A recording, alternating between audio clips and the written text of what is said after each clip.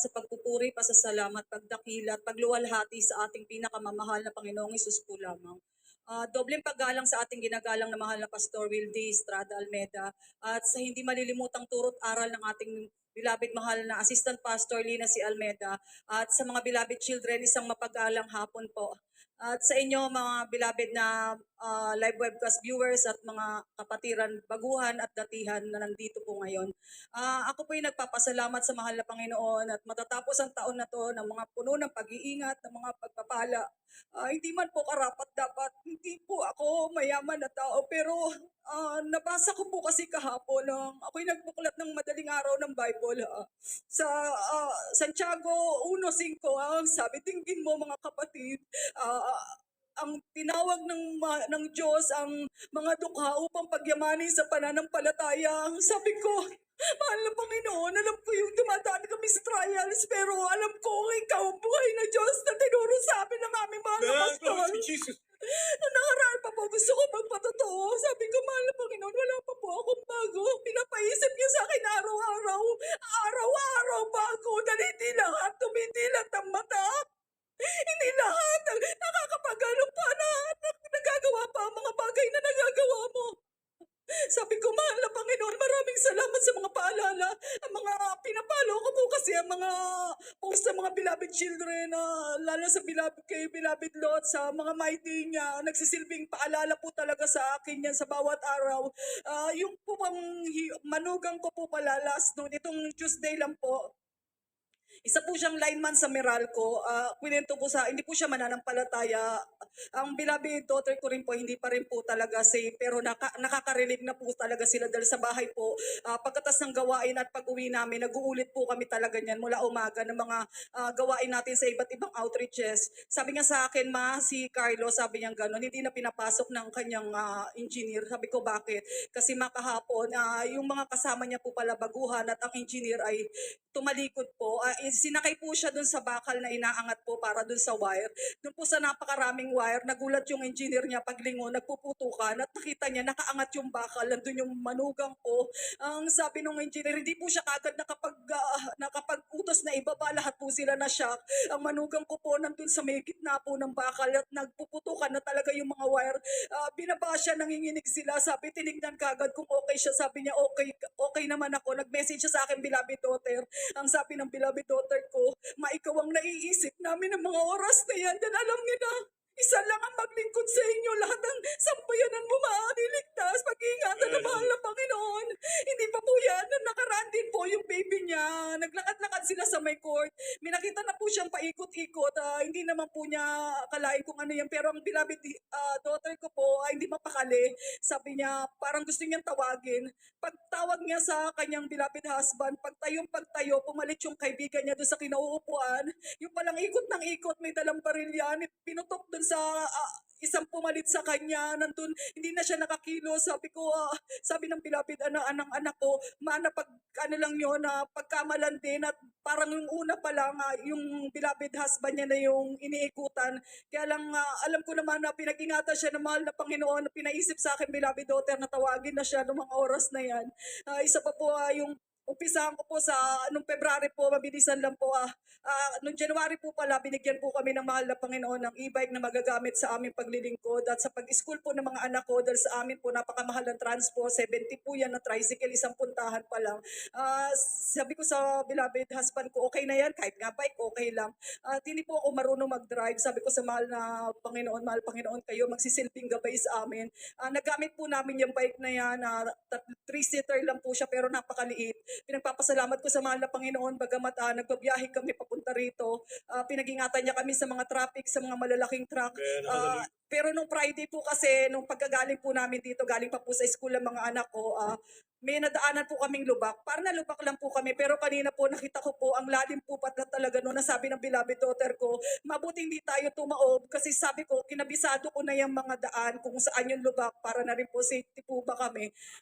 Sabi ko ng beloved daughter ko, ang lalim pala ng dinaanan natin, buti hindi tayo nalubak. Sabi ko, parang may umalalay lang sa atin na kaya ng ginagawa ng mahal na Panginoon sa mga naglilingkod at nagtitiwala sa Kanya. At isa pa rin po, nung February po pala kasi ang beloved nanay ko na disgrasya po yan. yan.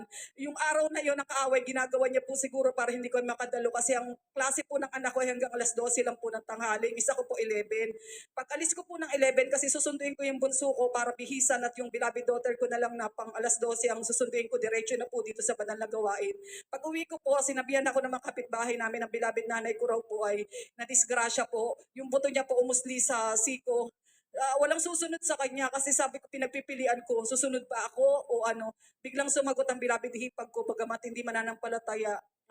Christian din po siya pero alam niya kung ano pananampalataya meron tayo. Sabi niya sa akin, kami na lang ang bahala kay nanay, magsamba ka na. Alam nila na ang panalangin natin ay may magagawa. Kung ako lang, wala Amen. akong Hallelujah. maitutulong kahit ano, kundi ang manangis sa mahal na Panginoon, humingi ng hapag at awa sa mahal na Panginoon. Pag uwi ko, sabi ng aking mga hipag, okay na siya, hindi nila napilit ang beloved nanay ko na ipa-opera dahil gusto nga operahan bago lagyan ng bakal. Ang sabi ng nanay ko, ayoko. Alam ko po yun kasi dati po mahilig yan uminom ng gamot pero alam ko po kasi sa pakikinig kasi nga po laging naka-tune in ako sa mga gawain natin. Inilalagay ko po yan sa pagkatapos ko pong ulitin ang gawain natin sa live webcast po, ginagawa ko, nire-replay ko po yung sa Baguio kasi Ilocana po ang nanay ko para pag may nagpatotoo pong Ilocana, nakikinig po siya. Pero alam ko po nakikinig siya dahil pride na lang po. Minsan po pag sinabing amen, sumisigaw na rin, gugulat ako, nauna pa siya sa akin mag-amen. Sabi ko, alam ko, naririnig niya, konting panahon na lang po talaga. At ito naman pong March, ang nangyari sa kapatid ko, pag uwi ko po ng bahay, nagkakagulo na po sila. Nagulat po ako yung kapatid ko, itatakbo raw sa ospital kasi hindi na po siya makahinga. Namimilipit na mo, nangingitim na po siya. Ang nanay ko, nandun din pati yung mga kasama niya po yung mga nagdadasal-dasal po na kulot ang buhok.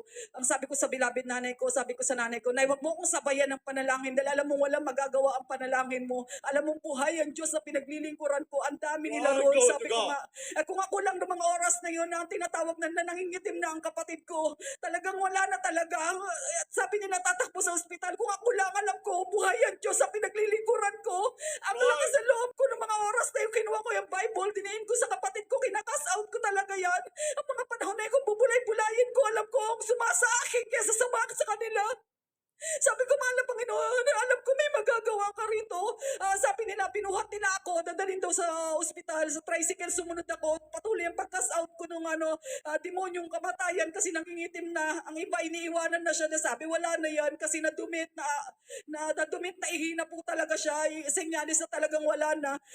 Pagdating sa tricycle, tatlo kami, malaki yung hipag ko, malaki rin yung kapatid ko. Sumiksik talaga ako doon. Sige, ang pagkas out ko hanggang sa makarating kami sa ospital. Pagdating sa ospital, at doon ako lumuhod ako sa kahit bawal pumasok. Lumuhod ako sa tabi ng oxygen tank niya, nagpuri ako doon. Nakatingin ng mga doktor, hindi nila ako inaawat. Alam naman ng mga doktor na hindi naman sila tagapagpagaling. Alam nila may Diyos pa rin. Dahil pag hindi nila kaya ang sasagot sa'yo, ipasa Diyos mo na lang. Ng mga oras na yun, hindi ko pa alam na nadumi na ihina siya. Sabi ko lang nung nagpapaalam na ako, kailangan ko umuwi dahil yung mga bilapit anak ko, walang susundo, malayo ang bahay namin. Ang sabi ng kapatid ko, tikwanan mo na ako ng short, tsaka kasi nadumi na ito ko nalaman. Sabi ko sa mahal na Panginoon, sabi ko, alam mo bang napakadelikado ng lagay mo yung madumi maihi ka, sinyalis na yan na wala ka ng buhay. Hindi alam ng hipag ko yan, nalaman niya ng kapatid ko, dali-daling nagpunta yan. Yung kapatid ko po kasi may financial, pero ako, kaya nga po na mahirap lang ang binigay ko sa kanya panalangin, pero sapat na yun ang pangiligtas ang buhay niya. Dahil walang magagawa ang pera ng kapatid ko, wala ang panalangin ng mahal na pastor. Amen. Ang That's panalangin right. ko lang Hallelujah. sa bubong ng bahay namin, hindi kakayanin, pero ang panalangin ng tunay na pastor. Panginoon, maraming salamat. Tinako mo ako sa gawain. May tunay na pastor, magulang sa pananampalataya. Yes, amen. Hallelujah. Na magtuturo sa amin ng tamang paglilingkod sa iyo. Kung kaano ka namin palulukuran. Mahal na Panginoon, maraming salamat. Walang sapat na salita o mapupurihan. Pasalamatan ka, mahal na Panginoon, sa gawa mo sa aming buhay. Ito lang po kasi nagpasukan na ang mga bilabid anak ko po, 8 hours na ang pasok. Sabi ko, paano tayo hahabol? Napakahirap na kasi ang uwi ng isang anak ko, 3:40. Sabi ko, sige, magla-live webcast muna ako, susunod tayo. Pupunta tayo dahil hindi pwedeng maputol yung 3 beses sa pagtalo natin. Yun na namin ang ginawa na namin pananampalataya sa buhay. Sa bawat araw, yan na talaga. Sabi nung para may bumubulong sa akin, kaya nga kita binigyan ng e-bike para makahabol ka. Kasi 2 sakay pa po kami, hanggang sa inaaral ko na po kung saan ako mag-shortcut talaga para mapadali. Sa bahay pa lang po, inululuhod ko na, 12 pa lang po kasi meron ng gawain na 2 outreaches po yan, inuumpisahan ko na doon. Pag nag-umpisa na sa atin, doon na po ako. Nag-umpisa na po ako manalangin magpuri, nananangis na po ako para sa aming pag-alis. Ang sabi ko kasi nang napakinggan ko rin kay Beloved Phil sa bandang Baguio po, ang sabi ko kasi, bawat pagising sa umaga, iba ang panalangin, iba ang gasolina natin sa umaga, iba sa tanghali, sa pag-alis, sa pagkain. Ang ganun ang ginagawa namin. Hanggang sa pag-alis namin, ang pag-alis ko ng bahay, sunduin ko yung isa ko, 3:30, isa ko po ay mag-alas 4 na. Hindi ko po naitaas ang kamay ko sa kakamadali na sabi ko, kailangan natin humabol. Pero pagdating sa bahay pa lang, nanalangin na kami. Hindi ko naitaas ang kamay ko, hindi kami nakapanalangin, nagmamadali na. Huminto yung e-bike ko, alam ko naman po na full charge yun. Bigla kong paalala ng beloved minister sa dako ng Baguio, ang gasolina ng pananampalataya dapat meron lagi. Iba yung sa pagkain, sa pag-alis. Sabi ko nga pala, aalis tayo, pinatay ko na yung e-bike, hininto ko sa gilid. Nanalangin kami ng aking mga beloved daughters. Sabi ko, hindi pa tayo nananalangin, hindi tayo pwedeng lumakad. Pagbukas ko ng e-bike, tuloy-tuloy na siya, hindi na kami na traffic. Niligtas niya kami sa mga malalaking truck. Hallelujah. Maliit lang ang e-bike namin, pero sa ang laking bagay sa amin talaga nangyari kasi nakakadalo kami rito 3 times a week. Hindi namin kailangan ng pamasahe. Minsan ang kaaway ginagamit kasi yan yung talagang wala kang pamasahe. Pero ang yung para sa aking pagbigay sa mahal na sa mahal na Panginoon, sa Bible ko po iniipit yan, hindi ko na ginagalaw. Minsan sabi ko, mahal na Panginoon, wala pa po akong may pambigay ako sa iyo, wala pa akong pambayad sa parking. Ang negosyo po namin kasi maliit lang yung printing. Minsan darating din 10:00, tuloy-tuloy na. Mag-ano po kasi sa amin, sinesend lang sa amin, mababasa namin, ipiprint na namin. Biglang dumarating yung mga pagpapala na yun, akala mo wala na, pero mahal Panginoon, laging meron yan. Hindi pwedeng wala. Basta manalig ka lang, alam niya yung nasa puso mo, alam niya Right, natatalo kami, hallelujah. ano man mangyari, inaral na namin kung paano lakarin. Ngayon pang may e-bike kami. Kahit e-bike lang yan, para sa akin, napakalaking pagpapala na yan. Amen. Oh, glory to Yung God. nakingatan niya Hallelujah. kami sa bawat biyahe namin. Ang binabiyahe namin, napaka-traffic. Ang daming truck. Pero sa araw-araw, sa pagpasok pala ng paaralan ng mga anak ko, dyan ang pag-iingat niya. Sa school naman po ng mga anak ko, UN na yan, pinagpala rin po kami ng paaralan na vegetarian po at hindi po sila ma-program. Talagang kung magpo-program related po talaga, education talaga ang ano nila. Nung UN po kasi, sabi ng aking beloved anak, mama, speech ako. Kasi pagdating dito sa banan lang gawain, ang sabi ko, walang mag-iisip ng assignment, Hercules, Biyernes, wala kayong ibang duty o wala kayong ibang activity na gagawin kundi sa mahal na Panginoon dahil humahabol lang Oh, tayo. glory to Focus God. kayo sa mahal na Hallelujah. Panginoon. Sinabi nga sa akin, ma, meron kasi akong pinapakabisado. Bukas na kasi ang program niya Sabado. Sabi ko, panalangin mo yan, binulungan ko siya. Nung pagdating ng Sabado, nanood ako, sa kanya po pala binigay yung pinakamahabang declamation na nagawa niya naman po at sabi ng teacher, good job nga raw po. Tapos sabi ko sa kanya, o diba, maraming malaki ang magagawa ng panalangin mo, nagawa mo ng maayos, bagamat konting oras, 8 hours po kasi ang pasok nila, pero ang pagod nila, hindi nila nararamdaman yan. Ang nakakapagod, ay napapagod po yung nakakakita sa amin na pagkagaling sa school, talagang diretso kami dyan pala sa parking lot, hindi naman natin kasama yan sa pananampalataya. Galing pa kayo sa school, sabi ko sa kanila, ito po kasi ang buhay namin, nasa kanya kaligtasan namin, ang pagpapala namin, ang kalakasan namin, nasa Right, mahal na amen. Glory to Panginoon God. lang yan. Utang namin yan sa mahal na Panginoon yan. Itinuro sa amin ang magulang namin sa pananampalataya. At yung pa pala ito na pong nagbigayan ng, yung palang sabi ko nga, humingi po ako ng papel dito para po talagang hanggang sa paaralan po nila talagang makapagsuot sila na may kabanalan. Pinasa ko po yun kasi ang teacher nila minsan, ayaw niya, gusto niya mag-jogging pants. Sabi ko, hindi pwede, be. Sumuway na tayo sa utos ng teacher mo, wag lang sa utos sa mahal na Panginoon kasi mahirap mapalo ng mahal na Panginoon. Sabi ko, mingi ako ng papel, 2 yan, isang grade 1, isang grade 6, pinasa ko. Na-honor naman yun ng mga teacher. Ang problema, yung mga nanay naman po naiinggit sa akin kasi Christian din daw sila, ba't di sila makapagpalda? Bakit hindi niya subukan manampalataya sa Diyos sa tinatawagan niyo? Dahil sa amin talaga, itinuro sa amin yan. Kasi ultimo ang nanay naka-short, paano ka papayagang mag-jogging pants niyan? Paano siya papayagang magpalda kung ang nanay nakikita ang suot ganun? Samantala sa amin talaga, nakita nila yan. Pagsusunduin ko yan talaga kung ano yung tinuro ng mahal na pastor. Ibalik ang pangit sa paningin nila, basta maganda ka sa mahal na Amen. Panginoon. Hallelujah. kami sa suot namin, pero hindi namin huhubarin yung suot na yan. Diyan kami pinagpapala. Noong nag-pandemic na po yan, sabi, checkpoint. Kailangan namin bumili ng mga papel namin, ng mga pang-laminate namin. Sabi ng beloved husband ko, parin maraming checkpoint, huwag kang matakot. Kasama natin ang mahal na Panginoon. Mula Kamarin, ang daming checkpoint niya. Hanggang dun sa Raon, na dun kami bumibili. Ang nakalagay doon, no ID, no vaccine ID, no entry. Sabi ko sa beloved husband ko, ikaw na, subukan mo. Kasi medyo bilang tao, ayoko naman po nang sumuway masyado sa kanila. Nakita ko yung beloved husband ko, nasa loob na siya ng binibilan namin, kinakawayan ako. Pumasok ka. Nakita ko isang pinto lang kasi nga chinecheck ko yung mga vaccine ID, vaccine card na yan. Ang haba ng pila, sabi nga sa akin, dumiretso ka. Dumiretso ko yung card, yung lady card, nakatingin lang sa akin. Ginaganon lang ako, diretso ko, nakabili kami. Ang ginawa ko naman po, hindi ako mahilig mag-social media. Para sa mga kapitbahay namin na lagi na lang nakabantay sa amin na wala kaming vaccine card, di kayo makapag-mall, di kayo makakain. Okay lang sa amin yan. Basta makasamba kami, alam namin. Yun lang kailangan namin sa buhay. Tapos nung nakita nila sa My Day, nakapasok kami, pati resibo minsan sa pagbibiruan namin, pinapakita ko para lang maniwala sila. Nakapasok kami doon nang wala kaming vaccine card. Yun ay pinagmamalaki sa Praise kanila. the Lord. Yun ang Hallelujah. yaman natin, yung pananampalatayang itinuro sa atin. Minsan may pupunta sa akin, Christian din daw sila. Hindi sila, nung kasagsagan yan, hindi daw sila magpapabaksin na yan.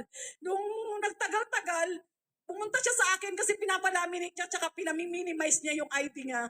Hindi na ako umiimik. Parang sa hindi ko pag-imik, lalo siyang napapahiya na sabi mo sa akin hindi ka magpapabaksin. Bakit ka nagpabaksin? Sabi niya sa akin, ikaw ate, nagpabaksin ka na hindi ka makakalis. Hindi namin kailangan yan. Protektado kami na mahal na Panginoon. Kahit saan kami magpunta, ipagsisigawan namin.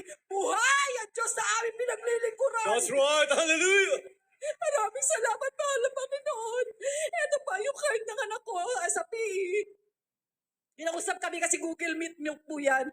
Sabi sa akin ng beloved teacher niya, yung grade 1 ko po kasi, mainit po talaga yan. Pag oras na ng finest yan, nakaluhod yan, nalumuluhan, nakikita ko yan. Sabi ko, mahal na Panginoon, ito ang pangarap ko sa buhay. Yung makita ko yung mga anak ko na nagpupuri sa'yo, nakakasunod sa'yo. Man, glory to Sapat na sa Jesus. akin yan, mahal na Panginoon. Yan ang sabi ko sa mga beloved anak ko, itutuloy natin kung ano yung nakasanayan natin. Kasi ito ang ano nyo, ito totoong kaanuhan nyo, kaligtasan nyo. Ito yung talagang kinabukasan nyo, wala dyan sa eskwelahan na yan. Right, Kung wala ang hallelujah. gabay na mahal na Panginoon, walang mangyayari sa buhay nyo. Tinuloy namin, tapos kinausap ako na teacher. Alam niyo po, mami, si Aryan nga po yung grade 1 ko. Napakabait na bata. Talagang 31 po silang students. Pag wala po yung teacher, lagi raw po kasi siyang nalilate. Yung anak ko raw po, yung beloved anak ko niyan, yan ang nagpapatahimik, siyang nag-aayos. Tuwang-tuwa yung teacher. Hindi ko pa po nakikita yung card niya. Sabi niya, mami, pag ako nga na teacher, masyado raw siya natutuwa sa anak ko, ikaw pa po kaya. Nung binigay yung card, sabi ko nga po sa akin lang, makapasa lang, okay na. Nung binigay, sabi niya, mami, letter P po yan. Hindi po siya sa line of 8 naka-bracket, doon po siya sa kabila. Sabi ko, okay po. Pagdating ng beloved husband ko, sabi ko, tignan mo yung grades niya. Ang binigay ng beloved teacher niya po ay P, ibig sabihin na 88 to 94. Sabi ko, mahal na Panginoon, maraming salamat sa mga wisdom na binibigay mo sa aking beloved anak. At yung isa ko naman pong grade 6, ganun din po, binigyan din po siya ng mataas na grades, bagamat sa PE talaga. Nag-join sila pero hindi po talaga kami, hindi sila sumasama sa, alam naman po na teacher yon kasi minsan po na-traffic po kami. Nakita namin yung teacher niya, sabi niya, huminto sa amin, binati ko po, good evening po, church.